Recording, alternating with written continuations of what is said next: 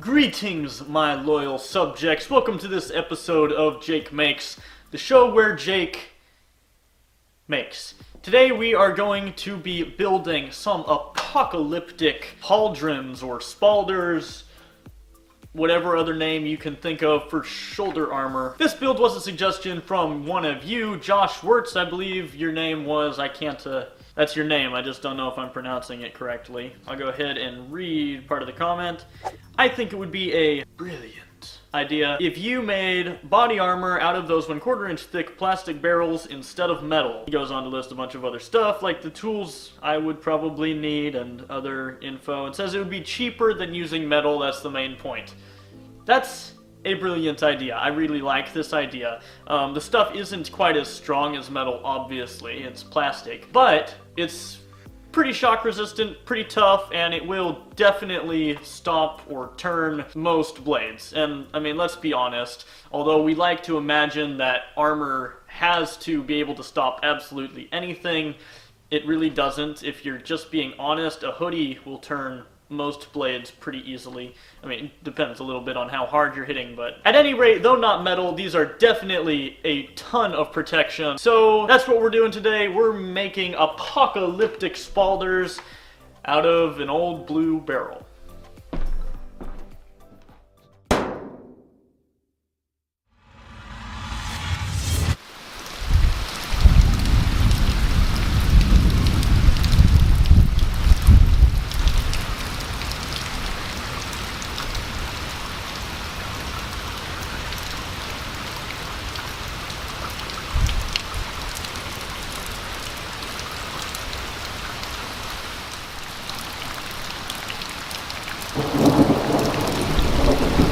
You know, sometimes life is pretty predictable.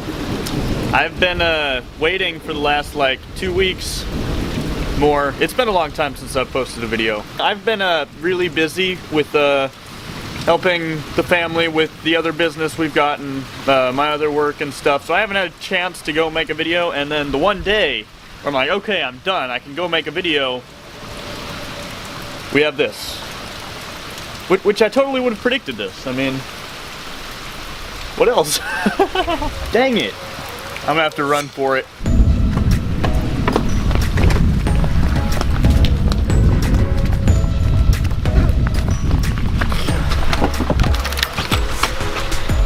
All right.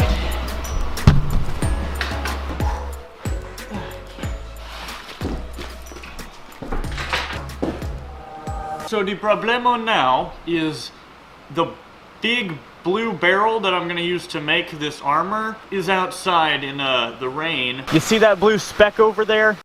That's it. Now, unfortunately, this camera is not weather sealed, so I already took a risk of getting it really wet running over here, and it's not worth doing it again, even though this is a cheap camera. So you're just going to have to imagine me charging out through the rain like a total superhero, slipping and sliding on the mud and the water, probably in mortal danger of my very life, to go get that bucket and come back, you know, with some really, really epic music playing in the background. Super slow motion. You get the idea. Rest in peace, dry boots. Okay, guys, to build these pauldrons, here's what you're gonna need. One big blue barrel. Sopping wet is optional. You're gonna need a bunch of straps. I've got some Velcro strap things. Just a bunch of straps. I'm not sure how much I'm gonna use. We'll figure that out later. This is kind of more of a tool, but you're definitely gonna need a rivet gun. Is that a rivet gun? A riveter. Optional, but it'll add more flair. I've got some of these screw-on, like, glamour spikes that are just gonna make it look spiky. I think that's about it for materials. Super simple, like not much at all. Tools you're gonna need. Also pretty simple. You're gonna need a heat gun to shape the plastic. You're gonna need a drill to drill out the holes for the rivets. And finally, you're going to need something with which to cut the barrel apart. I think I'm going to use a Sawzall. You can also use a jigsaw, that would work great too. You could use a handsaw too, it'll just take a lot longer. That should be all we're gonna need. Let's move on.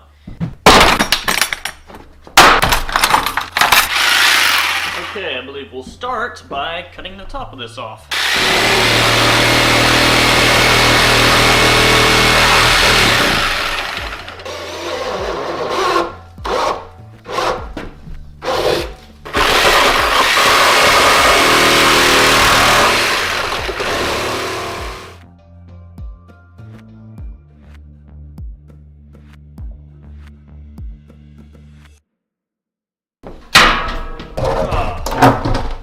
Nice. Okay, check out how thick this stuff is. Looks like almost a quarter of an inch thick. 3/16 maybe? Almost a quarter of an inch thick, as you can see. That's a lot more than I was hoping for. That is really, really awesome. Alright, so as you can see, I went ahead and cut the barrel apart into a couple of smaller pieces that are easier to work with.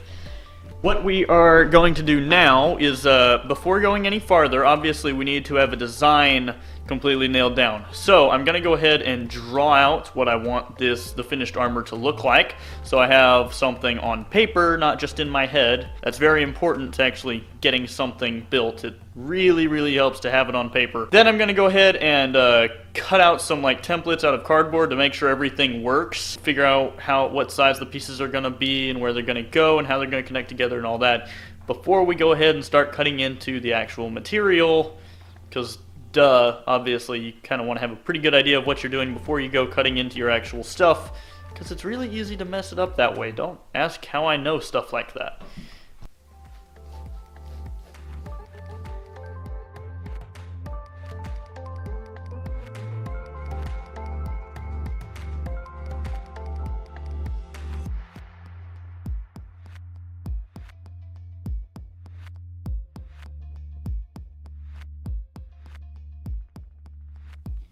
So here is the basic idea. It'll probably change a little bit, that's just how it goes, but yep, that's pretty much what I'm going for.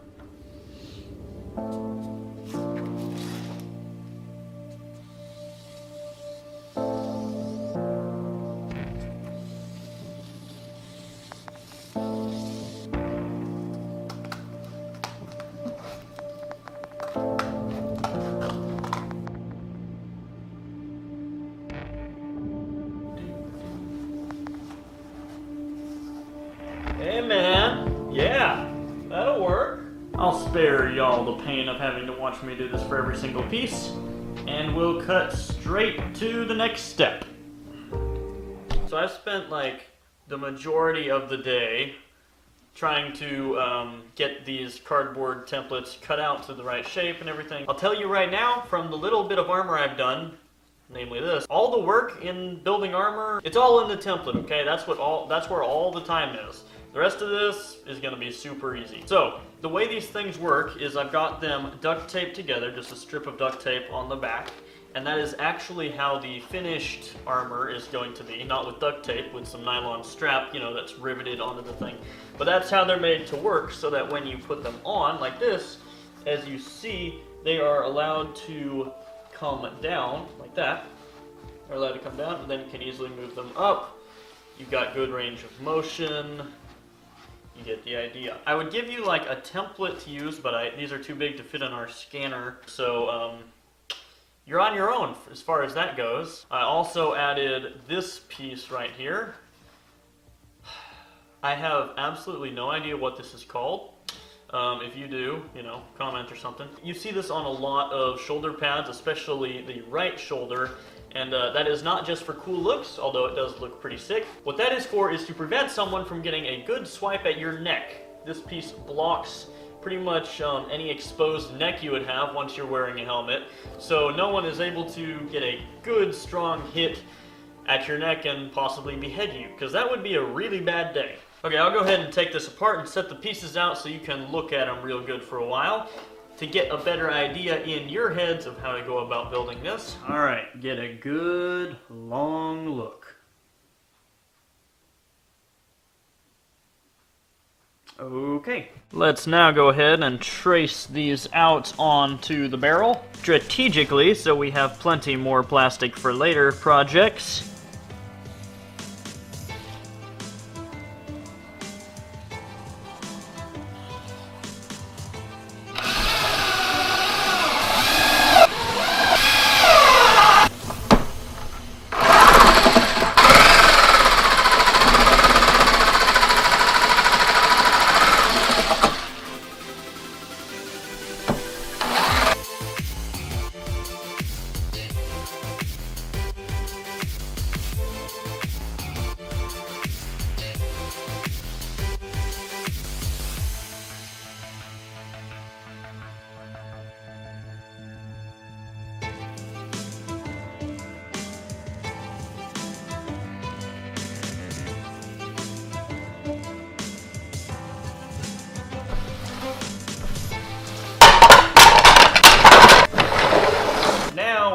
do is start working on the heat forming to shape these things into the shape that they are gonna need to be. I have as my mold a paint can. I think a paint can is going to be about the right curve. Got the heat gun, some gloves. You're also going to need some freezing cold, wet towels to cool the parts off once you've got them shaped to the shape you need them. Let's go ahead and get started.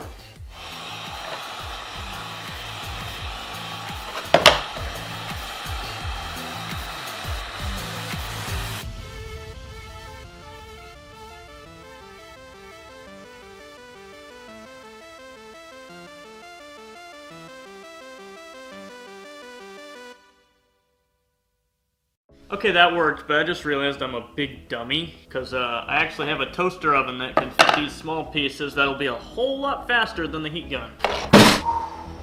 All I need now is a Pop-Tart.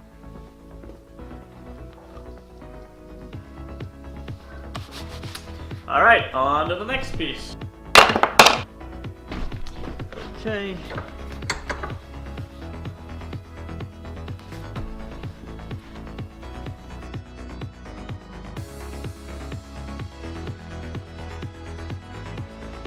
There's the finished piece, and it will go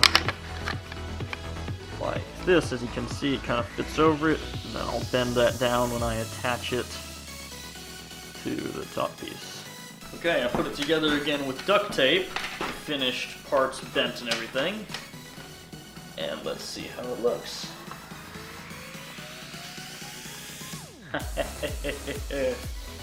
Sweet. Okay, I've decided I'm going to paint the pieces a flat black, which is my go-to color for pretty much everything. Before you go ahead and start spraying paint on,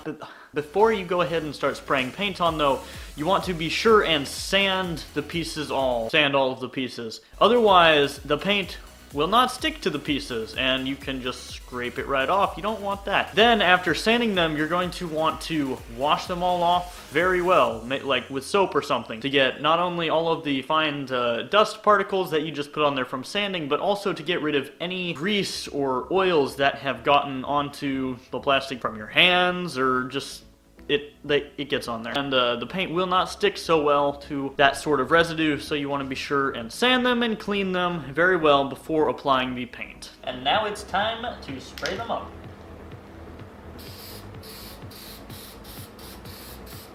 Dusting them with paint first, I have heard helps the paint to stick better. So you just kind of dust over the pieces and let that dry real fast.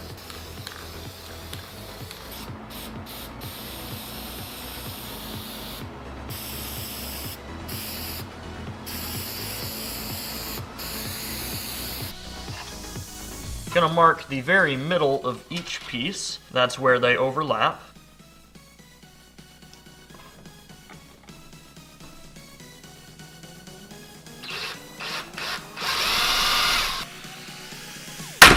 The paint did not stick super well. I think that's because it was so cold in here, and the paint did not work so well at the colder temperature, I think. That's my theory. Can't feel my fingers. This bottom one I've marked about a ½ inch from the top, then the other ones I'm going to mark right in the middle. Alright, now we'll go ahead and drill those holes out. Alright guys, here is how you attach it all together. Go ahead and take the rivet. I'm using 3/16 just regular aluminum rivets. It's kind of overkill to use steel rivets on this. And what I'm going to do is I'm just going to line up the strap as close as I can to the hole and mark where that hole is going to be. Then we're going to take the punch and cut that hole out. Oh yeah, now there's a hole there. Then we're going to take the rivet with a washer to help keep the nylon down so the nylon doesn't pull through. Stick that through there, stick it through the plate, and pop the rivet.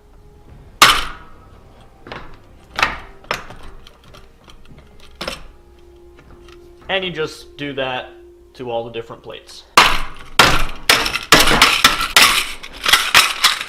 Okay, now for the straps, here's what I did. For the arm strap, I just riveted this strap with the Velcro bits right down to the bottom plate, just like so.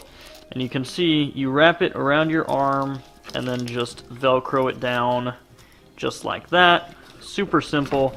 That holds the bottom plates to your upper arm. And then we have two straps up top. We have one strap that goes underneath your arm around that side of your chest, and then you have the other straps that go around the opposite side of your body. As you can see, I just riveted them to the front and the back. This piece has the Velcro, so you can adjust the fit, and then on this side, same sort of thing, you can adjust the fit depending on how tight you need it. And that's about all for the straps. Now you can also see, if you look closely, that the paint has started chipping off on the edges and on the thing. The paint just didn't stick very well. What I'm going to do is, I could go over it with some more flat black paint just to touch it up, but instead, I think it'll look pretty cool if I take this silver Sharpie and touch those up with silver so it looks like there's metal underneath the paint job.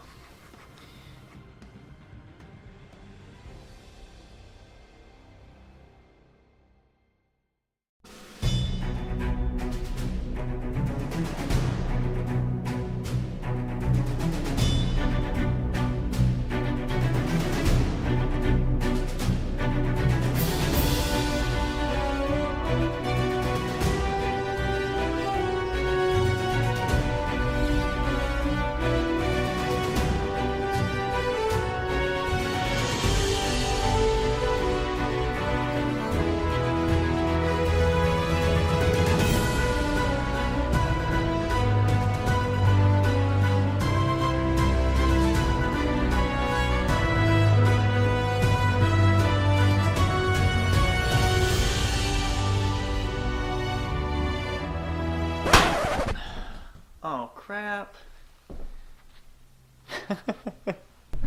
I just put a little hole in my light umbrella. Alright guys, so in conclusion here, I think these turned out pretty good. I made a few mistakes though, and I think we should talk about those real quick. First of all, I have very limited range of motion with this thing. This top piece is too large and it starts poking into my neck when I try to raise my arm like this. So the top piece needs to be cut down a bit. Secondly, and the main thing, I made the joints and everything where I attached the plates together too tight. I made everything too tight. The two main rivets are too far apart, and actually, I'll take it off and show you. This is important.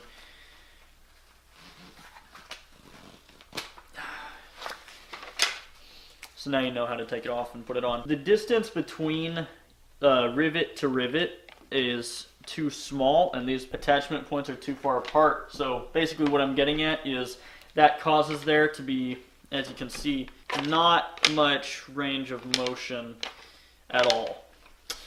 And that really bugs me because that's something I should have seen coming. I mean, when in designing this, I paid a lot of attention to the shape of the plates and how they'd slide together so that I would have plenty of range of motion and everything. But then, I don't know, I messed up, can't fix it now. But, you know, doing something for the first time, you're always going to make those kind of stupid mistakes just because you haven't done it before. So I don't have very much range of motion, and that's a big bummer. Something you guys totally can fix when you try to build this. Thank you guys so much for watching this video. I really appreciate it. Thanks for sticking around till the end. That's cool. Go ahead and hit subscribe if you're not already a subscriber. Hit the bell, turn the bell on so you get notifications whenever I upload a new video so you don't miss my next video. Go ahead and let me know what you think of this build in the comments down below. If you've got suggestions for future builds, hit me up with those too. I hope I'm in focus. My next video is going to be making some gauntlets. More armor building, except those are going to be made out of metal, not plastic. Until then, Jake out.